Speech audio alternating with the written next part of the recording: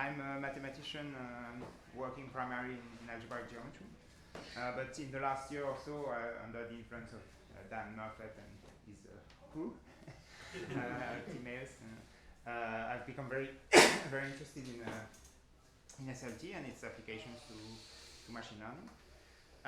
But this is not about application. This is very much a talk about the mathematics of SLT and trying to some extensions of the mathematics. So somehow trying to understand better what Anabe has told us about the sort of mathematical structure of Bayesian statistics. And I hope that this could lead to application, but as we've seen already with the learning coefficient and some of the fundamental result of what Anabe, for instance, this free energy formula, there is a lot of work to go from the pure mathematics to the pure Bayesian statistics to application. So yeah. So even if even if you find this interesting, there will be some. I would like to go full screen. Is there a present as slideshow option on that then? Yeah, I thought so, but should be.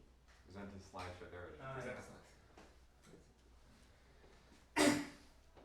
All right, so here's what I would like to tell you about. So first of all, yeah, I will. I mean, there's already been a few introductions to singular learning theory, but I will still give a review. So again, really from the point of view of Bayesian statistics, I will explain the geometric meaning of this local learning coefficient. That has already been discussed in some talks, but it's kind of the fundamental way that singularity theory and geometry enters statistics. So as Edmund mentioned in his previous talk, key like theoretical input into the proofs of Watanabe is resolution of singularities, and I mean it's a beautiful mathematical result, and it's sort of fundamental in algebraic geometry, but it's from many. I mean, there are many reasons to be unsatisfied that it's essential tools in the proof.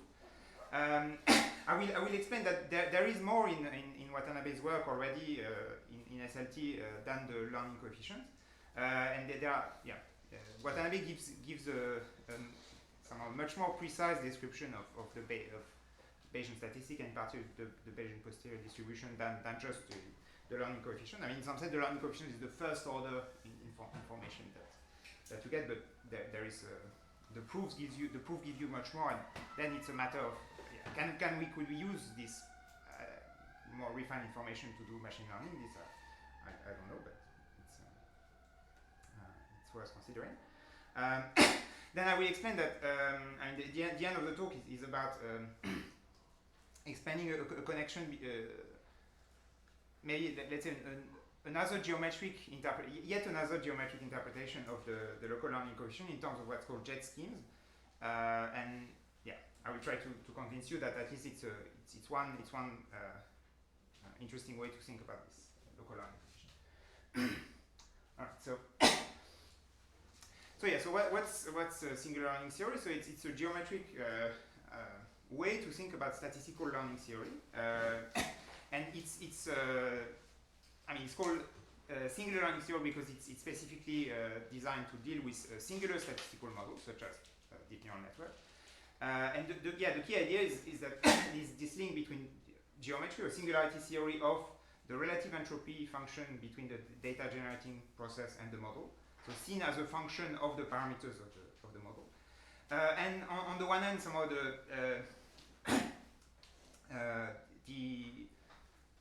the generalization performance, so in the Bayesian sense, in the large data limit, so in the asymptotic limit, and also the sort of structure and the phase transitions that occur in the Bayesian learning process. So in some sense, it's Bayesian statistics done right because you don't make these regularity assumptions which are extremely common in sort of in classical statistics, but are really not. Okay. we could discuss it, but that seem unrealistic for machine learning models. And the key new quantity is this local learning coefficient, which is a measure of geometric and sort of statistical degeneracy of the model. So yeah, this is at least in Watanabe's presentation, this is a theory about learning a distribution from an IID source. So you have a data set which is generated by a true distribution or data generation distribution Q. I mean, it would be very interesting to extend the theory beyond the IID case, and I think it's a very interesting problem in itself, but I will stick to that. So we can think of the data set of some empirical data distribution on X, which is a kind of approximation of the true one. We have, we're trying to learn or to fit that data set using a parametric model, so family of probability distribution parameterized by some W, and this lives in RD. So D is the number of parameters of the model. Because we're doing Bayesian statistics, we're going to fix a prior distribution on parameters. And so I will refer to M, to this triplet, the true distribution, the model, and the prior as the full statistical model. So that's what we need to do to develop this theory.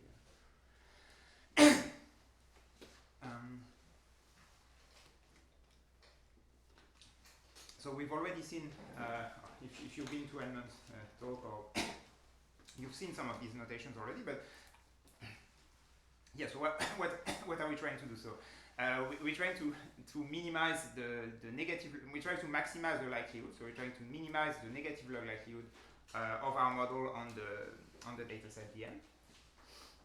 And in machine learning, if your model corresponds to a regression model, this is really the empirical loss function of the model.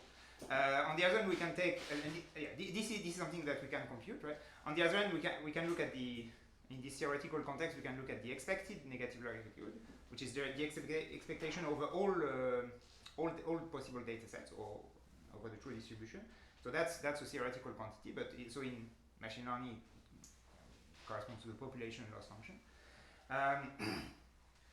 Then we have the marginal likelihood, which is the statistics is like the probability of the data for a given parametric model. That's one way to think about it, which is this integral. And for some reason, it's actually convenient to look at minus log of this marginal likelihood, which is called the free energy. Okay, so what's Bayesian statistic about? Bayesian statistic is about starting from our a priori belief about which parameters are in the model are appropriate and updating, and the update is doing by using Bayes rule. So so we form the posterior distribution, and we can write this posterior distribution using the negative log likelihood and this marginal likelihood or partition function. And then once we have this posterior distribution, we can form the predictive distribution. So now we are making a prediction for the next data point, or for the using the ensemble, the Bayesian ensemble, averaging over all the models according to the posterior distribution. And then we can then we can measure the generalization performance of the model with the Bayesian generalization loss, which is this quantity, and this has kind of an empirical counterpart, which is the Bayesian training loss, which is in machine learning is training loss. Sorry. Yeah. Where do I see the posterior distribution in the formula in the second one? This. Yeah, So this is the prior, and this is the likelihood, and this is the normalizing constant. And where do we use this posterior distribution later on? Well, so sorry, yeah. So this is the expectation of the model with respect to the posterior distribution, and so it's.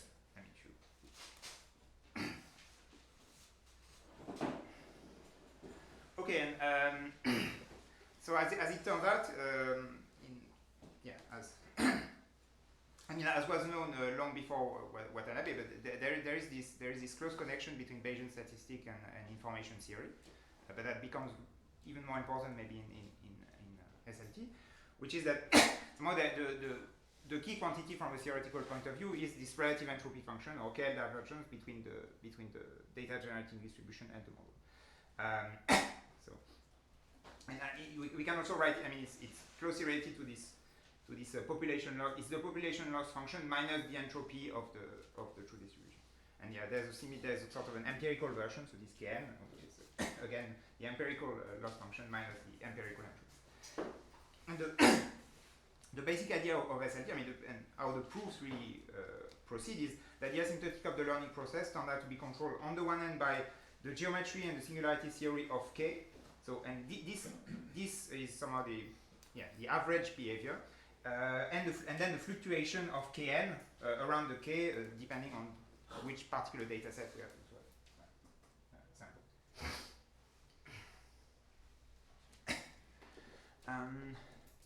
So in SLT, one major difference with sort of classical statistics is that the set of optimal parameters of the model is usually not one point. It's a subset of W, which kind of, for instance, maybe I should draw some. So for instance, if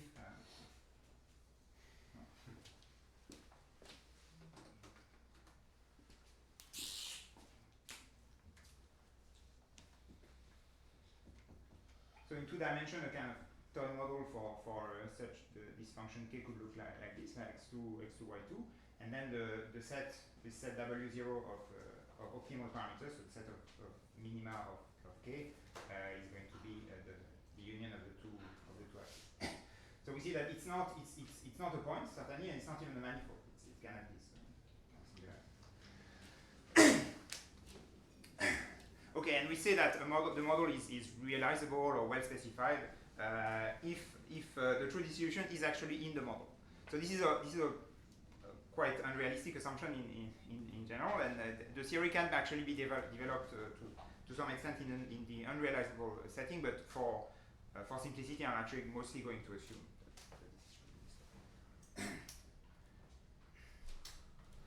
Or maybe before I proceed, because now I've basically introduced all the annotations. So do you have a question about this? Okay, just a comment that like develop beyond realizability without that, like the theory stays largely the same. So yeah. But then there's some additional assumption, and it's not it's not clear. Yeah, it's not clear how realistic they are. Okay. It's an interesting question. Okay, so maybe I do have a quick question. So of course, when we do actual stochastic gradient descent, we don't end up with a Bayesian posterior. We end up with actual weights, or maybe we end up with some distribution over the course of training. What should I be thinking about as the thing that approximately maps onto this posterior? Is it kind of the equilibrium of the training process, or because if I just finish training, I just have one parameterization, right? Yeah. Well, I would argue that even in this context, you're actually, even though you're running one run, your initialization is usually random. So actually, what you're doing is you're sampling from the distribution, which is endpoints of running SGD from this initial distribution. It's this distribution is certainly very different from quite different from the Bayesian posterior, but I don't know. They have the same phase. Sorry? We hope they have the same phase structure. We hope that there are enough qualitative similarities between them, and it's a question that has been studied a lot in machine learning, and there are certainly regimes where this seems to happen, regimes where it doesn't seem to happen. I guess some people believe that Bayesian statistics is kind of sufficiently universal learning process that if there is structure in the data and Bayesian statistic will find the structure, SGD will find the structure. So okay, I mean it's yeah. Okay. Then it becomes it becomes an empirical question, and in some sense you have to look at how well this for instance the work of people at the is doing. Yeah, I should say that like possibly all the theories that we're talking about is about the geometry of the model, which means it's put in this Bayesian sense because we talk about Bayesian posterior. And Bayesian posterior is really depends on both the normalizing constant and the numerator. It depends on the rate of concentration of things, and those depends on the singularity. Like it's about the loss landscape geometry, right? So whatever learning process that happens on it, so SGT will be affected by them. Mm-hmm. We know exactly how they affect the Bayesian predictive case. We are still working on the like any other SGD, Adam, whatever you want to call it. Yeah. Thank you.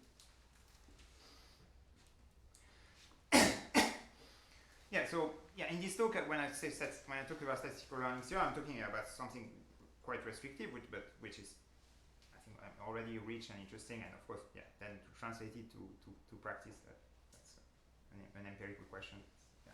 But it's the large data limit. It's when the number of data points is very large. Theoretically, what we want out of this is formulas, asymptotic formulas. So and these formulas will turn out to be expressed in terms of the geometry of the loss of the population loss, for the marginal likelihood or the free energy, for this generalization and training losses. Also for and more ambitiously maybe for the shape of this Bayesian posterior distribution as it turns out it will concentrate around W0, and we kind of want to understand how it concentrates geometrically. And in practice, we want actually estimators of these quantities that can be computed from data, or in the Bayesian case, rather, computing from data means computing from sampling from the posterior using MCMC or various parameters. So you're not going to address finite sample results like pack-based analysis for singular theory, right? No. Is your guess that we are too far away from that? Sorry? Is your guess that we are still a bit far away from getting to those develop types of results? this type of result? I don't know. Yeah, this is I don't have expertise on that.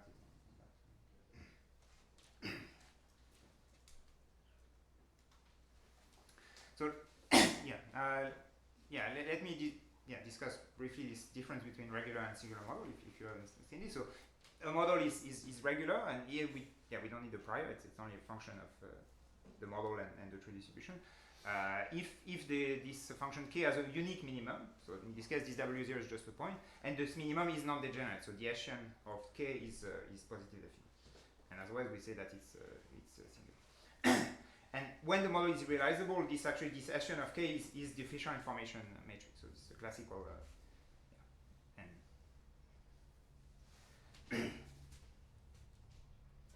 So almost all of classical statistical learning theory, so again in this sort of asymptotic sense, assumes regularity, and because as it turns out, and it's a very it's a beautiful and quite simple theory in the regular case, because in the regular case, for instance the maximal likelihood estimator is asymptotically normal, so it will concentrate.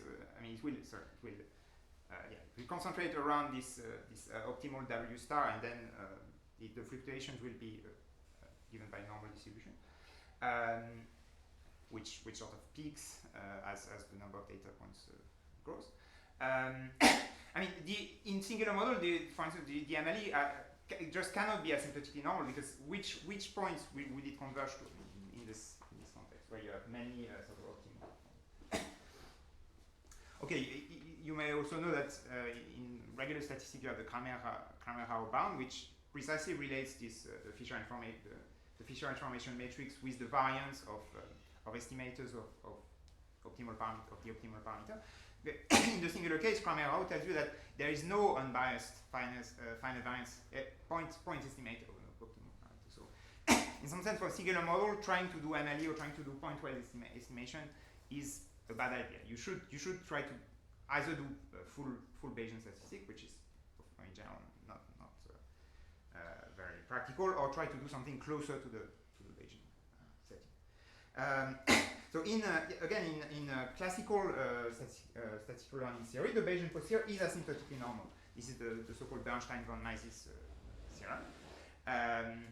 In the singular case, it is not, and it concentrates around W0 in this complicated and geometrically interesting way. And in Bayesian statistics, from the regular theory, you can derive some estimator, which let's for instance estimators for the free energy, so the BIC, or estimator for the generalization error, so AIC. And these just don't they are not theoretically grounded for singular model. I mean, there's no reason for singular model for these to converge to free energy and for these to converge to the generalization. I mean, I think a reasonable concern that Edmond also addressed in his talk is like, do singularities matter at all? I mean, and I think it's a reasonable and important question, and to a large extent, it's really an empirical question, and you just kind of have to go look, whether the theory applies and so on. But I mean, it's at the theoretical level, it's already a concern, because every model can be made regular by some small perturbation. But I would argue that I mean, if you have a regular model but which is quite close to being singular, it may well be the case that the singular theory gives you better answers than the regular theory for moderately large n. And you know that for infinite n, for an infinite n, basically every model will be regular, because you always have some finite precision issue. So, but the hope in this setting is that there are good reasons, like, for models to look like, to be singular, or to be approximately singular. I mean, coming from the architecture of the model, coming from structure in the data distribution, and for this reason, the singular theory will or might give you better answers than just applying the classical regular theory. And here's a very simple example, so taken from Watanabe's book, so very simple mixture model with two parameters, and so this is a model which becomes singular when either A or B is 0. It's just a mixture of Gaussian,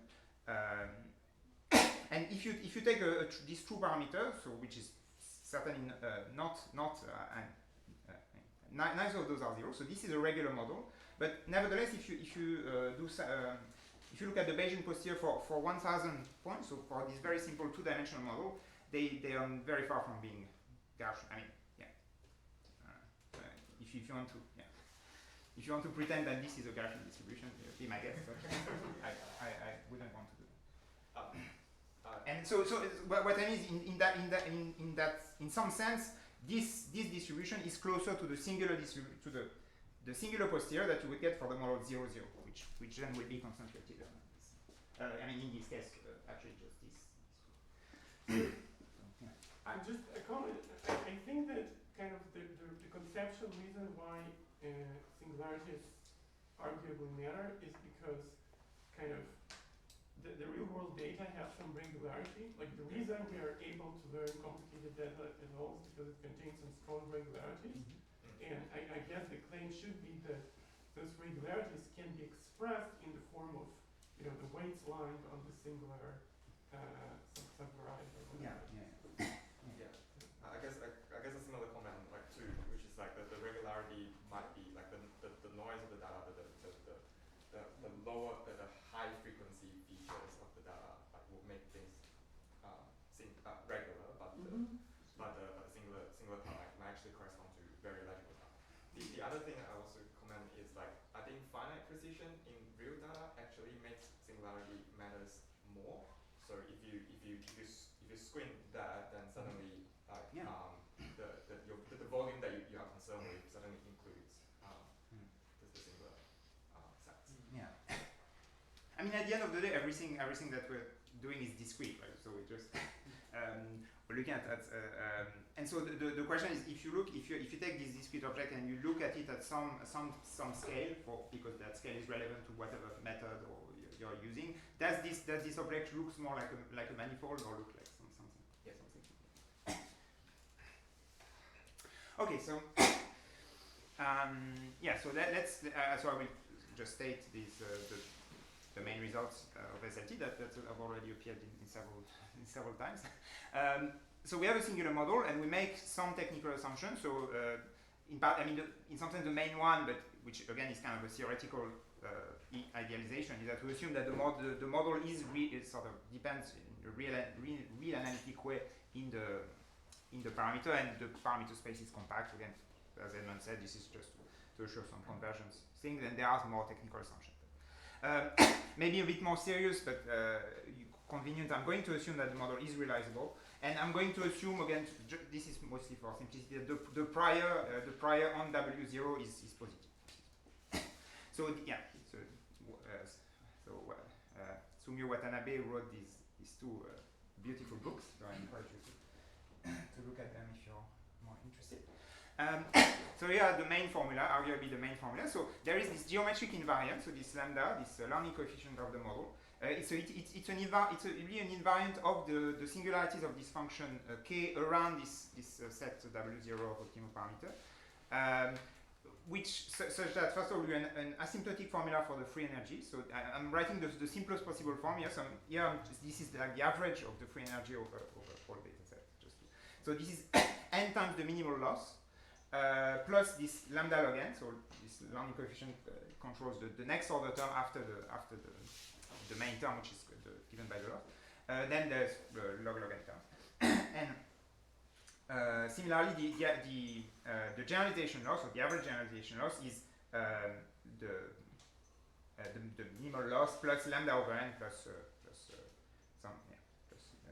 sorry, it should be little of 1 over n.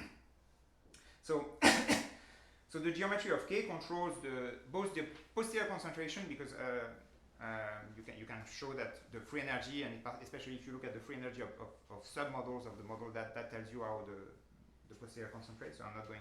Maybe Edmund will talk about this.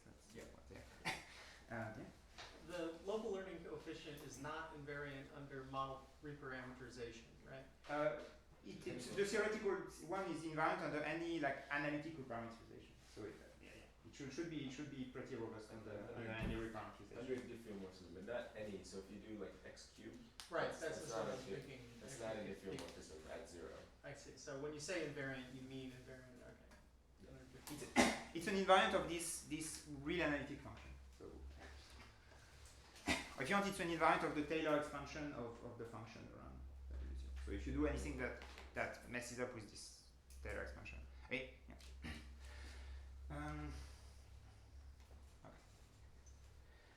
So now I'm going to talk a bit about the geometric meaning of this learning coefficient. And again, this has been discussed before, so I won't spend too much time on it. But so one way to measure this degeneracy is to look at the volume of sub-level sets. So you fix some small epsilon and you look at the set of values around your W0 such that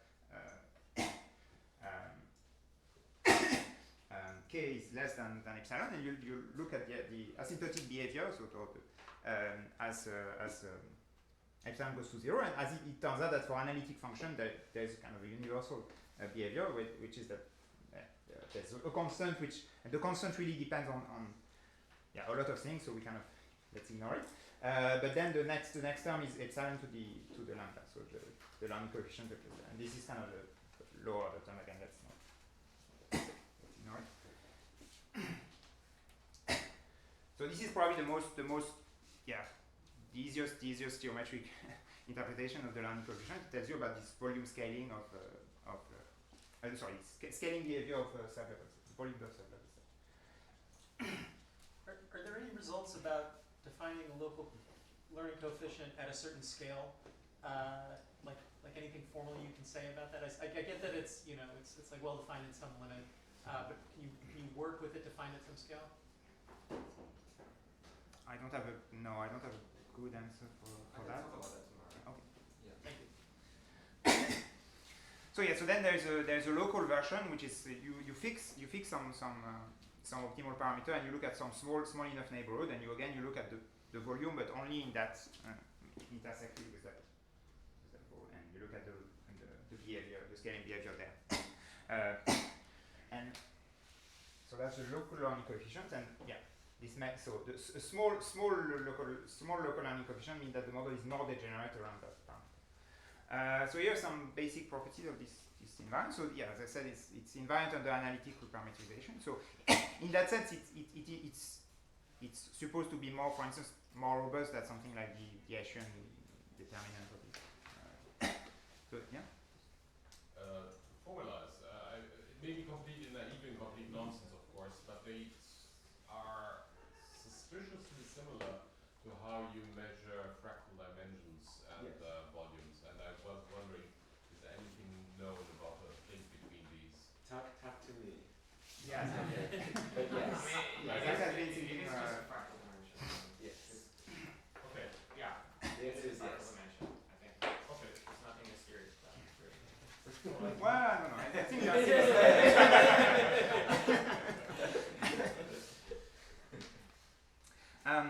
yeah. So another basic fact that the global learning coefficient is the minimum of the local ones. So in some sense, you should think that on this set of optimal parameters, you kind of have a stratification. I mean, you're in particular you will have the set of most degenerate points, which will be the set where the W0 is minimum. Set of where the local learning coefficient is minimum. So for a regular model, the usual formula for the volume of a sphere tells you that the learning coefficient is d over 2. And for singular model, it's always less or equal than d over 2. For the function x to the 2n, it's 1 over 2n. And another useful property, if you want to compute some simple example, is that if you have two functions and so I write LCOK because it's an invariant, really invariant of this function k, right? So if you have two functions that depend on disjoint set of parameters, then the learning coefficient of the sum is the sum of the local learning coefficient. This is not the case if you're taking two functions which depend on the same parameter space. So why do we care about the learning coefficient? So for Bayesian statistics, the key point is that it controls the asymptotic of integrals. So that's kind of a result from the Russian school of singularity theory. So Arnold, it's explained in this book of Arnold Vashenko. So it's saying that if I look at this kind of integral and I let n go to infinity, then again I have some asymptotic behaviors with some constant that we don't really care about. But then n to the minus lambda, n to the minus the local learning coefficient at that. So if n is regular, then the function is actually locally a sum of square in some coordinate system, and this is just the classical Laplace approximation. And so this integral and the volume, the volume of this sublevel set, as I'm they actually, not only do they concentrate around W0, they concentrate asymptotically around the set of most degenerate singularities. So I just introduced this notation for convenience. So it's the set of where the local learning coefficient is equal to the global learning coefficient. So I think you've seen already these pictures, but just to remind you of what this concentration of sublevel set. You kind of have to read it in this way, right? This is epsilon going smaller and smaller. And this is a regular case, and this is this singular case because of this. So it's a singular case, and because you have these four exponents here.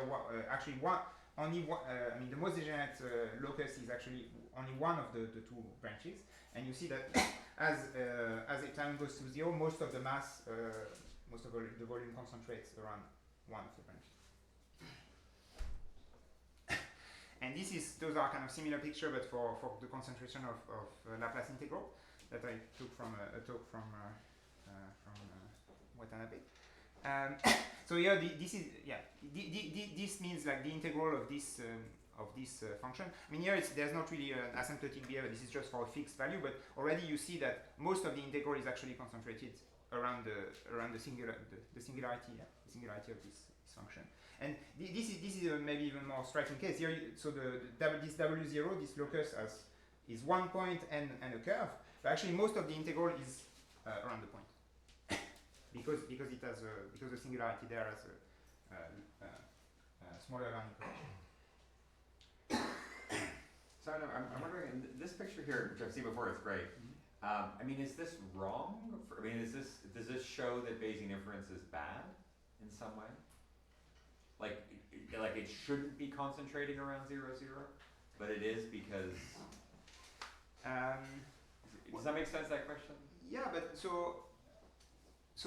what the results of Watanabe tell you is that this model, at least again in the large data limit, will generalize much better than this other one. If the true parameter is the true parameters.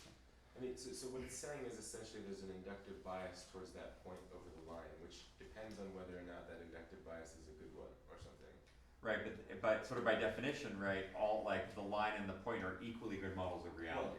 Well, not necessarily. No, it depends what reality is like. No, I think you can think of it as an expression of Occam's razor. It's like the model thinks the point is better because it's simpler. It has less free parameters.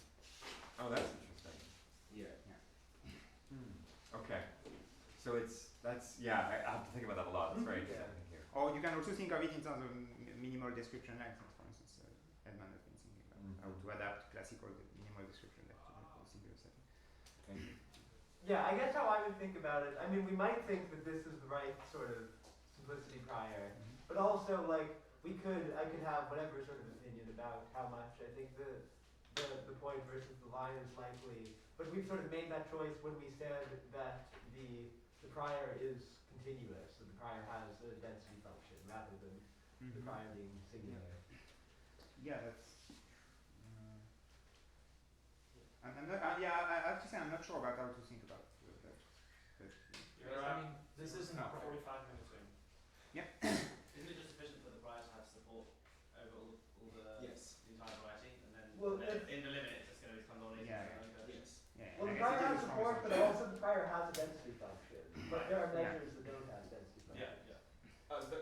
Just to respond to that, the correct thing to say that is not the prior. The correct thing to say that is that every time you write down the model itself has a bias there. So there's an intrinsic. The model every time you write a model, there's an intrinsic prior having large mass at that point. Talk to me out. Yeah, I'm saying that depends on the. That was so yesterday. All right, so let me go a bit faster maybe. So those are sort of other interpretation of the local learning coefficient, which are kind of important for the theory, but maybe not so important in practice. So there is this interpretation in terms of the associated zeta function, associated to the function k, and the poles. I mean, it's the largest pole of this zeta function controls the. I mean, it's a very concrete thing. It's telling you that the learning coefficient is actually about which of these integrals for negative powers, which negative powers of the function k are integrable. This is another one which is quite important, I think, for intuition. This density of state, which basically tells you about for a given t, tell you the volume of this hypersurface. In this case, this curve.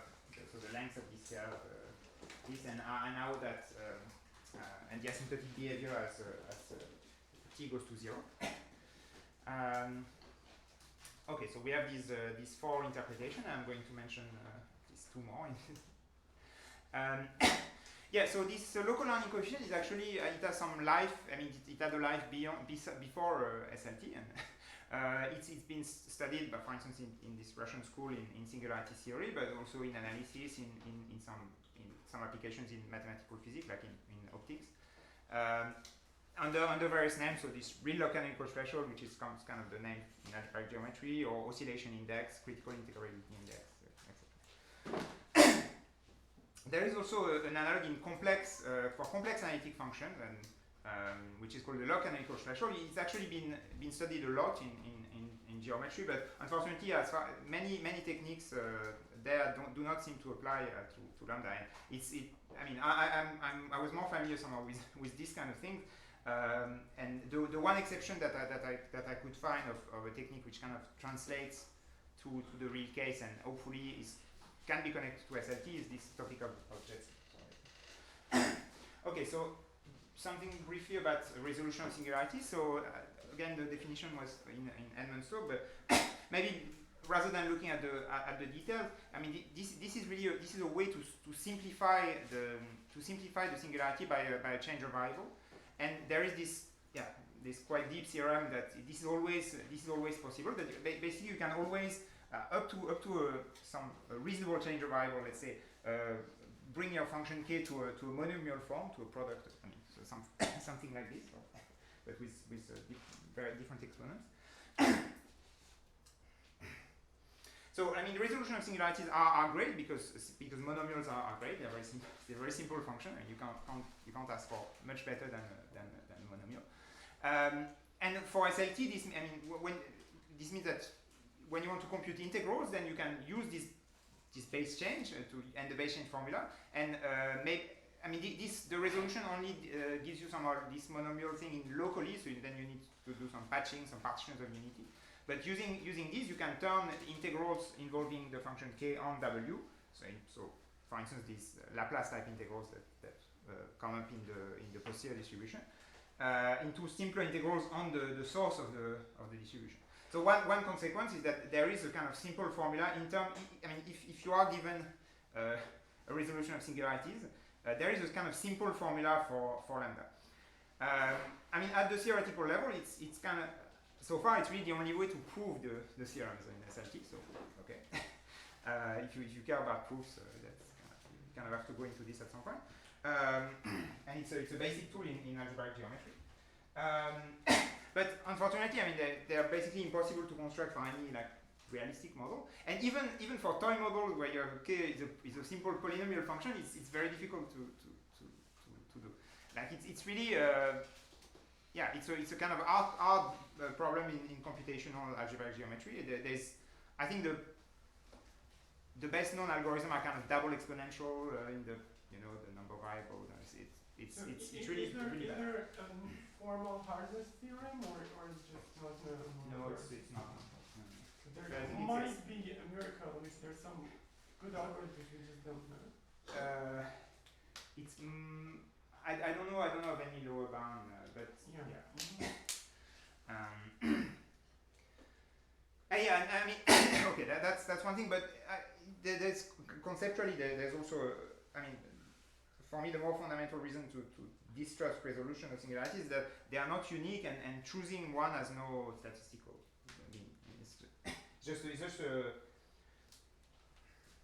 It's just an auxiliary choice that makes the proof nice, but it's okay. So now a little bit of the SLT beyond the Lehalleur coefficient. So this is still things that Watanabe. This is still part of Watanabe's work and the proof of the main result. But he found that there are other aspects of the geometry of K beyond the Lehalleur coefficient which are statistically meaningful. And the first one is this next order term, this log n term. So there was this m that kept occurring in all the asymptotic formula. Well, this m actually contributes to the next order term in the free energy formula. There's this other quantity, this singular fluctuation, which Watanabe showed that this controlled the gap between the generalization and the training error. So in particular, if you want to estimate the generalization error from the training error, which is a very reasonable thing to do in Bayesian statistics, to do like model selection, you kind of need to understand what this thing is, and how to estimate it, which Watanabe tells you how to do. And there's in the free energy formula there is also there's this log n term, this log n term, but there's also a constant term. And in regular Bayesian statistics, this constant term is quite well understood, and it involves basically the determinant of the Hessian at the point. And Watanabe in the singular case, Watanabe has a formula for the constant term. It's just much more complicated, and so far we haven't done anything with it. And there is kind of a master invariant, which is this renormalized Bayesian posterior distribution. And so that is kind of the asymptotic shape of the Bayesian posterior. It's kind of the remaining information in the asymptotic behavior of the Bayesian posterior once you have removed the contribution of the local learning coefficient.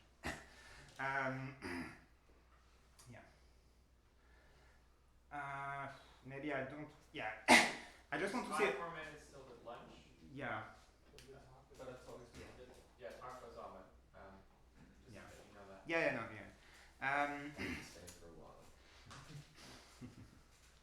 Yeah, so I don't want to go too much into the details of what Watanabe's proof, but just I think this is kind of a nice point. I mean, as I said, so there are two aspects to this story. There is the geometry of K, and then there is the fluctuation, because I mean K is this population loss. It only depends on it doesn't depend on the particular data set that you have.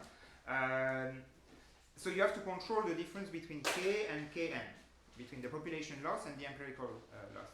And the way that you do this, and this is a kind of classical thing in statistics and probability, you introduce this empirical process. I mean, you just take the difference, and then by some sort of central limit theorem intuition, you rescale in this way. You rescale when you multiply by square root of n, and you divide by square root of k of w.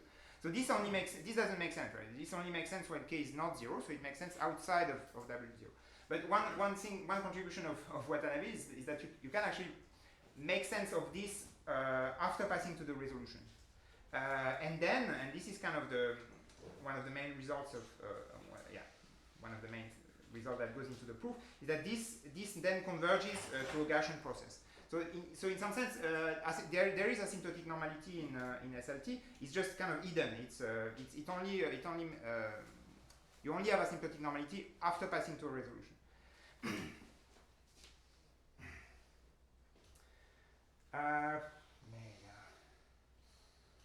Okay. Let me sort of skip the previous one and just tell you about this.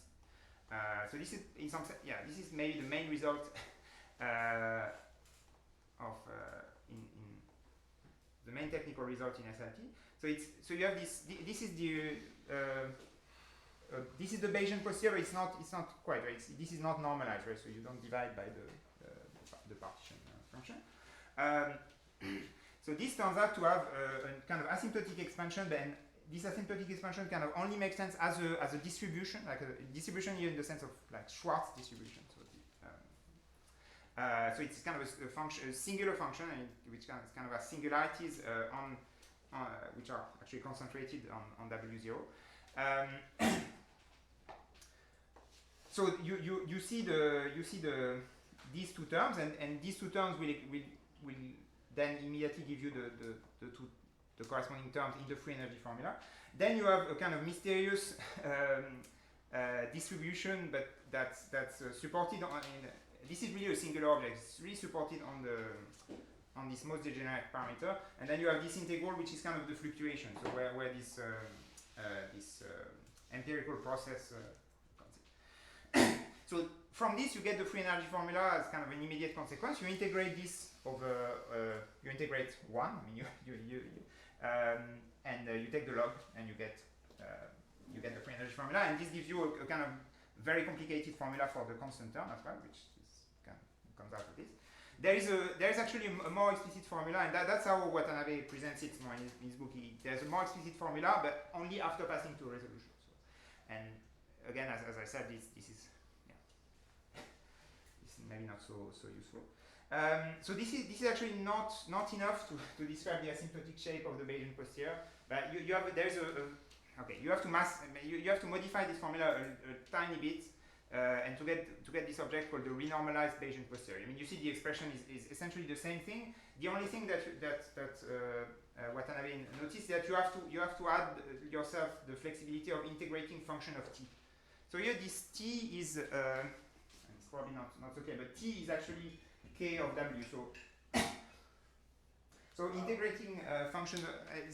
Adding yourself this flexibility to integrate function of t means that you're actually probing the Bayesian posterior at kind of different scales around W0, where the scales are controlled by basically powers of this. I mean, this lets you, for instance, compute this t to this expectation for the renormalized Bayesian posterior of t to the s, and this turns out to be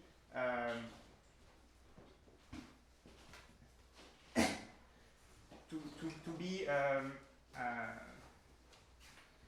I think it's something like that. So some power here.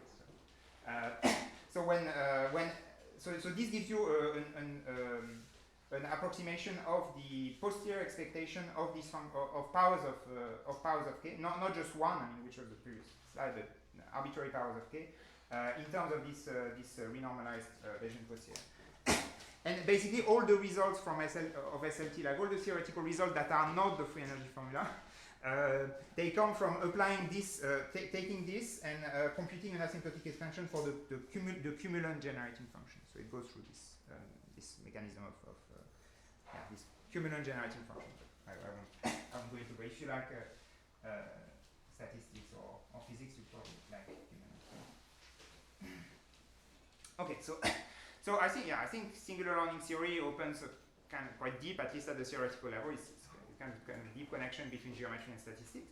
So this current application of SLT to interpretability, they rely on the free energy formula and on estimating the local learning coefficient using this, this method that has been presented several times, this WBIC method. Sorry, so what was the role of the T in the previous slide? Energy level. Yeah. T is KW, right? So it's the KL divergence. Yeah. Confusing interpretation.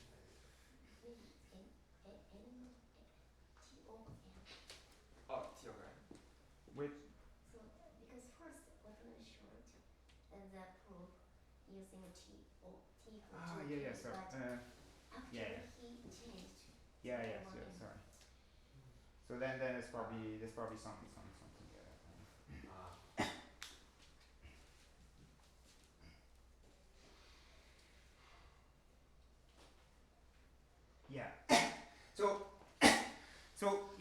So in some sense there is the message is that there is more to SLT than just the free energy formula, but this additional structure is still in my view kind of mysterious. And maybe we can do something in practice with it, maybe we can't. But to be able to do something in practice with it, we need to understand it better first. Because at this point, the only way to really understand it is via resolution and singularity, which is not a practical method. Okay, so this is where jet schemes come into the picture, right? So I mean, the basic idea of jet scheme, which is a theory which exists, in its own right in sort of in algebraic geometry, is the idea that you can probe a function by looking at its behavior on curves in your space. So so we start with like actual curves, like which are like little analytic map for some small interval into your weight space. So this should here it's just on the wall of RD. Concretely, it's just a tuple of D convergent power series. You could also work with formal power series. It doesn't really matter. So it's just a bunch of numbers. And the arc scheme is the set of all such arcs. And if you fix some W, it's the set of arcs which start at W.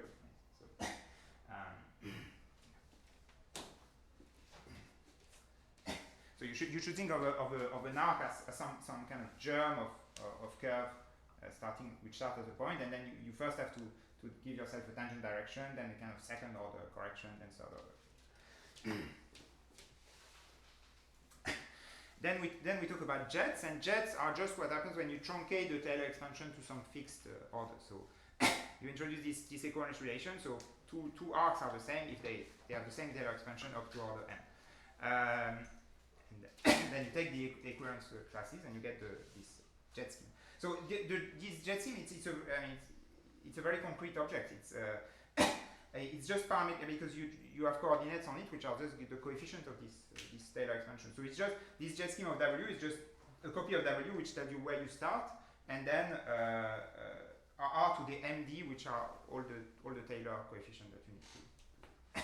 And if you've done some differential geometry, you're familiar with this first one, because J1 is giving yourself a bit of curve, and you identify two curves if they are if they have the same Taylor expansion at first order, and that's one definition of what a tangent vector is. So, so you just get the first jet scheme is just the tangent one.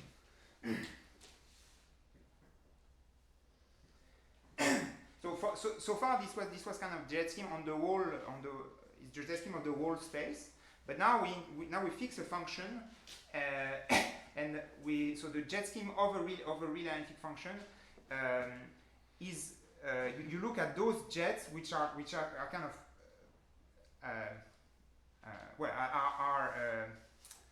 killed or which satisfy this equation, right? That if you apply if you apply your function to the jet, then you get it's zero. I mean it's as zero as it can be, which is so it's 0 modulo t to the n plus 1. So in some sense, saying that a jet is in that a jet in on W is in gm of k is saying that this jet is tangent to W0 at order m.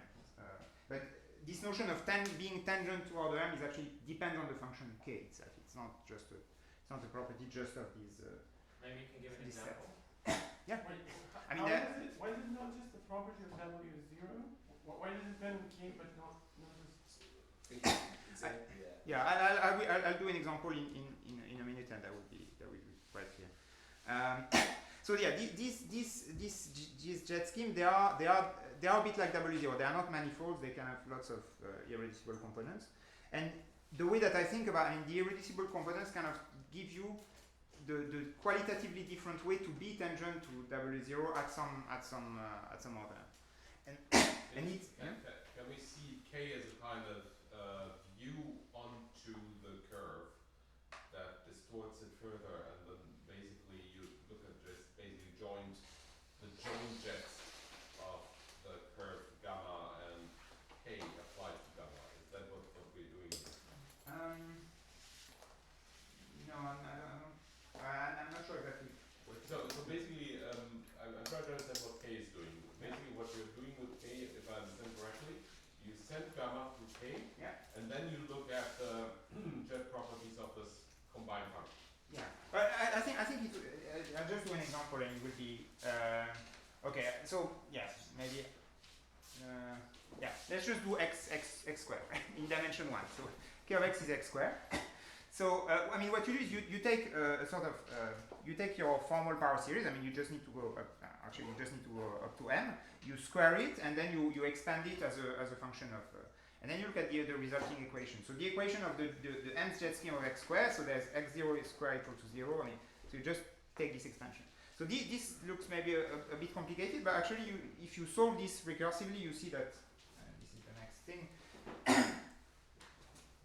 You see that, maybe I'll first do it here. So for instance, x0 has to be 0, but then the second equation doesn't tell you anything, right? So then you have nothing.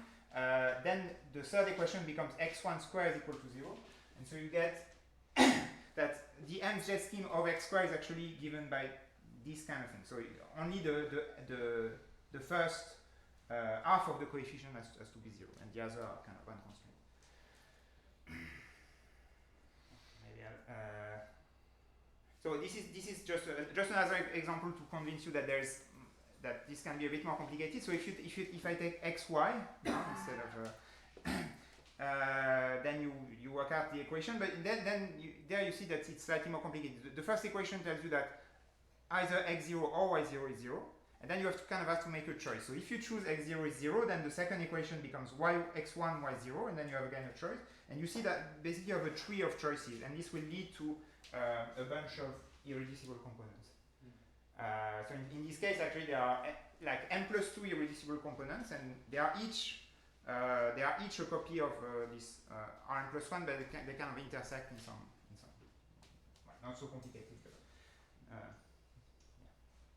in some way. Can you draw it in 2 dimensions? Maybe.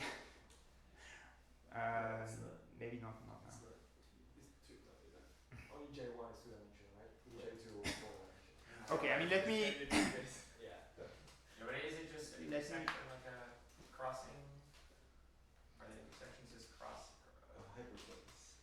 So at every point, so you will have like at every point at W0 for that, I think on the arms it would just be a plane.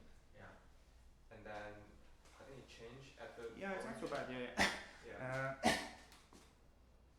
Well, so yeah, for instance, in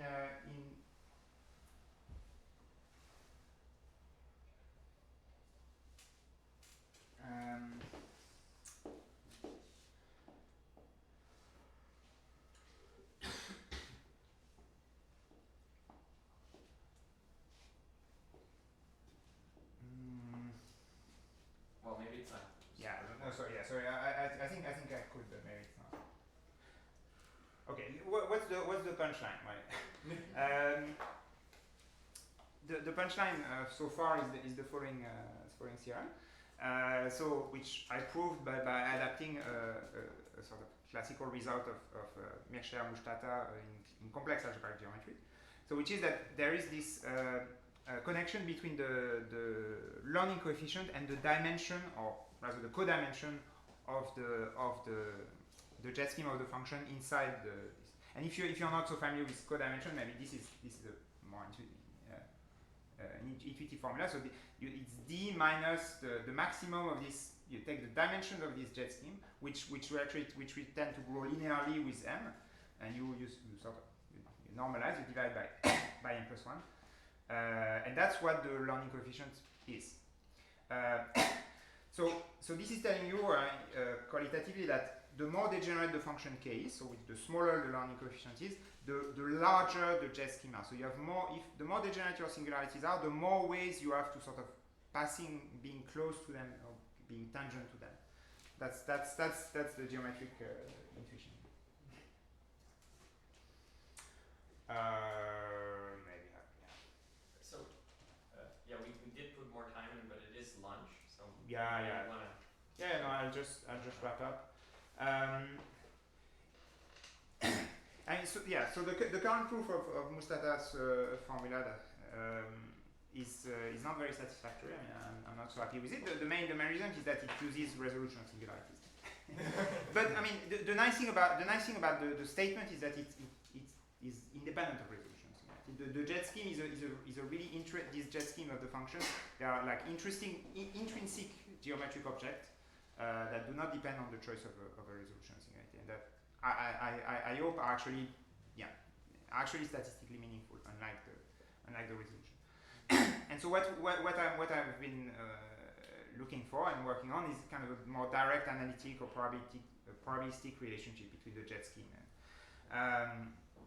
and so the big hope, but I'm still very much work in progress. So it's to find a description, for instance, of this renormalized Bayesian posterior in terms of the geometry of the jet scheme, and then hopefully to find new estimators like the empirical, like the lambda hat, like the estimator of the local learning coefficient of sort of statistically relevant aspects of the loss landscape.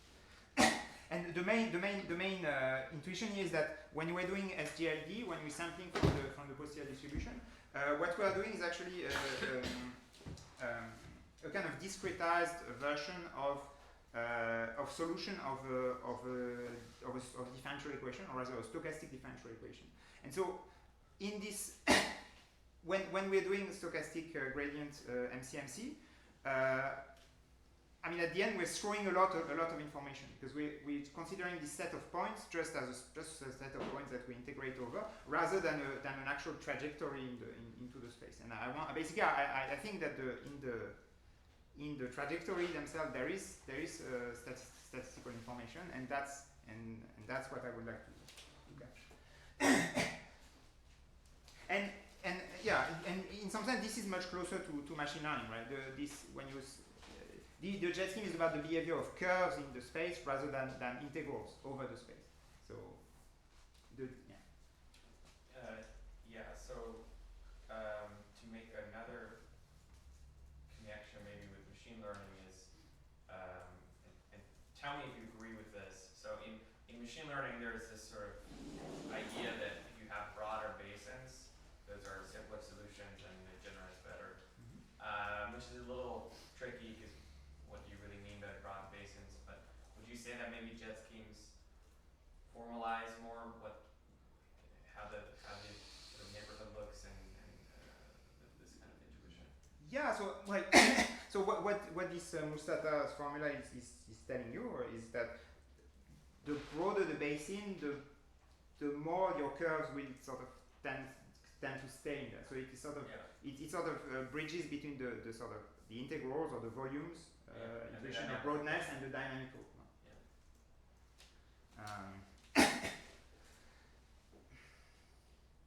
And so it's the kind of dynamical intuition. So I mean, if you can start with the gradient flow, right, of the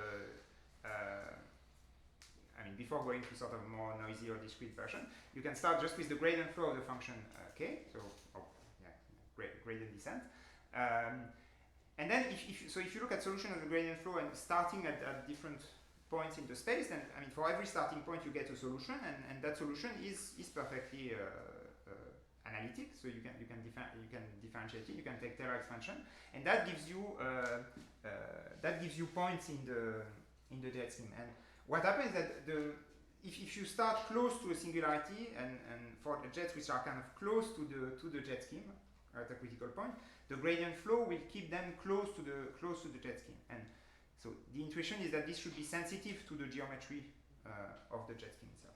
And this is what I want to make precise, and also connect with noisy or discrete version of the gradient flow. So SGD, SGLD, and then somehow the theoretical bridge between all these things should be the stochastic differential equation, because we know that SGD and SGLD, at least in some regime or in some limit, they are kind of discretization of solutions of stochastic differential equation. So a noisy version of the gradient flow, like.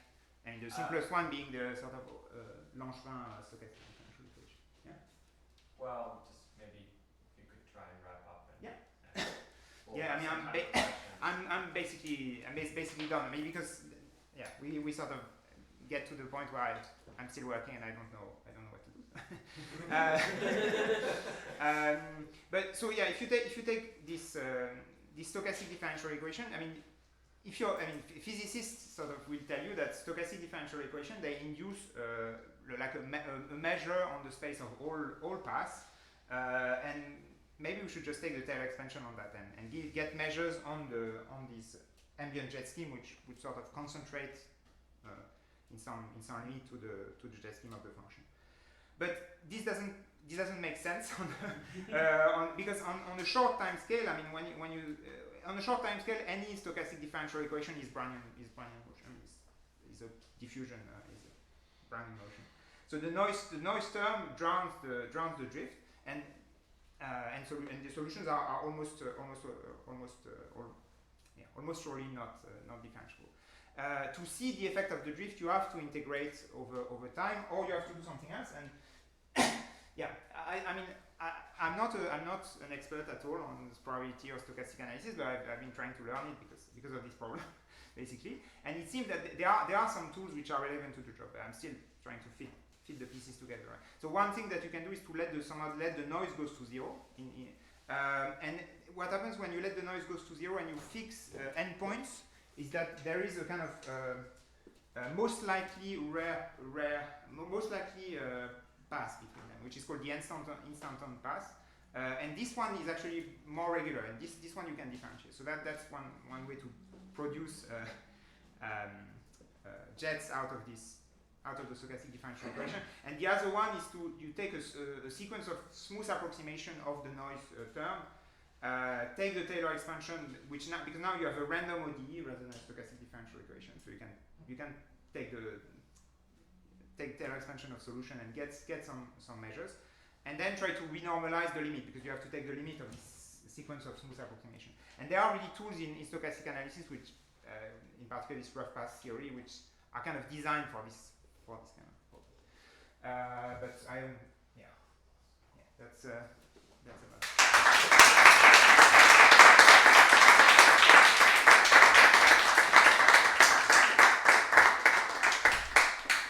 So is this just